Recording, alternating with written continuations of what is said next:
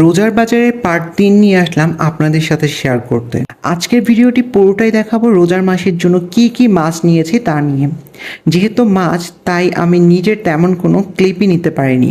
আর একটা বড় ব্যাপার হলো, প্রায় সবগুলো মাছই আমি বাজার থেকে কাটিয়ে নিয়ে এসেছি, দু একটা আইটেম ছাড়া। প্রথমেই আছে পাবদা মাছ, এটা নিয়েছিলাম 1 কেজি পরিমাণে। এরপরে আছে সরপুঁটি, এটাও 1 কেজি নিয়েছি। খুব একটা পছন্দ না, তাও সবাই মিলে খাওয়া হয়ে যাবে।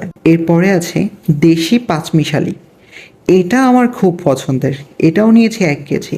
আমি যে বাজার থেকে বাজার করি ওইখানে মাছ কাটে এক খালা আছে, উনি আমাকে সবগুলো মাছ সুন্দর করে কেটে দিয়েছে। এরপরে আছে কিছু জাটকা মাছ, এটা অবশ্য গরম ভাতের সাথে ফ্রাই করে খেতে খুবই ভালো লাগে।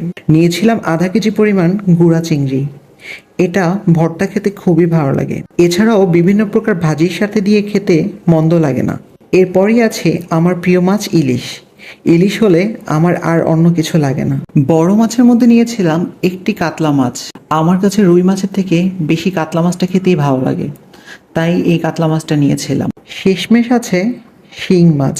এই তো, রোজার মাসে এগুলোতেই আমার আলহামদুলিল্লাহ চলে যাবে।